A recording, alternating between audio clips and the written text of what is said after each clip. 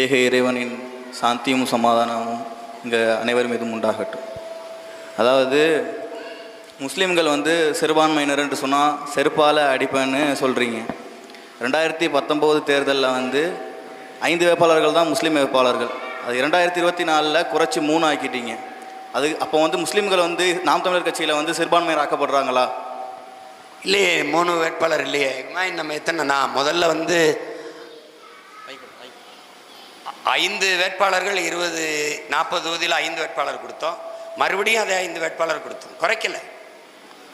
2026 இதோட நிலைப்பாடு எப்படி இருக்கும்? 2026 அதே தான். நம்ம முதல்ல 12 சீட்டு கொடுத்தோம், அதே தான். இப்போ நீ ஓட்டு போடுறதுக்காக நான் நிற்கல, என் பிறவி கடமை செய்யறதுக்காக தான் இருக்கேன். நீ போடாம போ.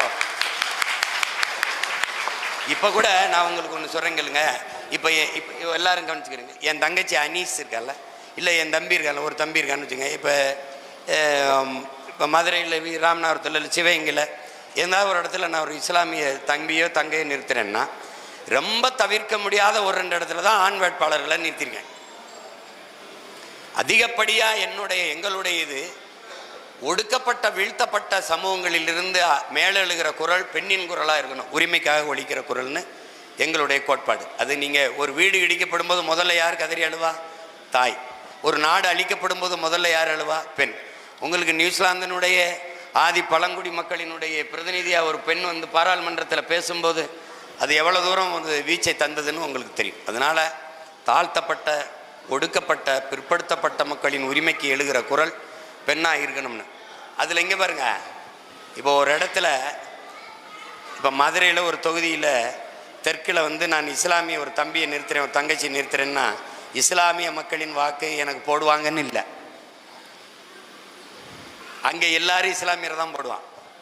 ஆனால் எந்த பிற சமூகம் யார் நிறுத்துகிற இஸ்லாமியருக்கு போடுது, அதில் தான் என்னுடைய வெற்றி இருக்கு. உங்களுக்கு புரியுதுன்னு நினைக்கிறேன்.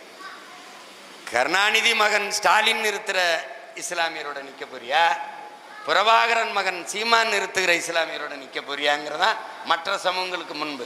தீய அரசியலுக்கு துணை போக போறியா, தூய அரசியல் மலரக்கூட நிற்க போறியா, ஊழல் லஞ்சத்தின் பக்கம் நிற்க போறியா, உண்மையின் நேர்மையின் பக்கம் நிற்க போறியா?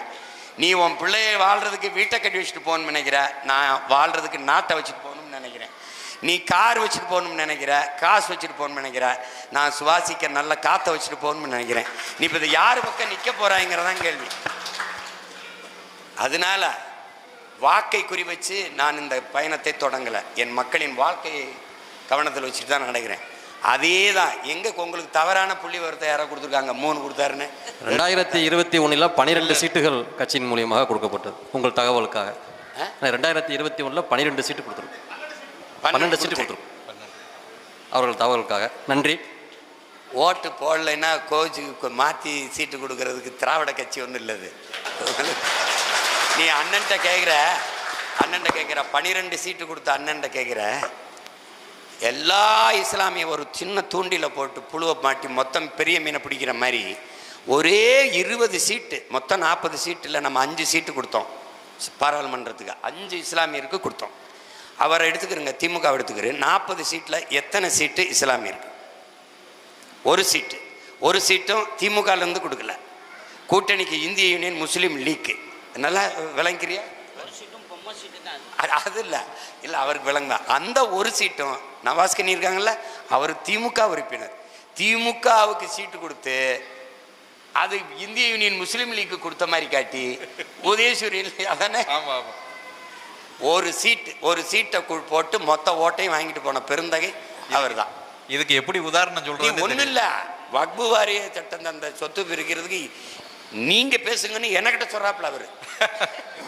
ஏங்க நீங்க தானங்க, நீங்க பேசுங்க பின்னுறுதியில என்னையா கொடுமையா அமைச்சர் நீங்க தான் பேசணும். அது அந்த மாதிரி தான் இருக்குது. அது முஸ்லீம் லீக் சார்பாக வேலூர் மாவட்டத்தில் காலம் தோன்று நிப்பாட்டப்பட்ட அந்த வக்பு வாரியத்தில் அண்ணன் கேட்டதுக்கு தான் அவன் திணறினான்.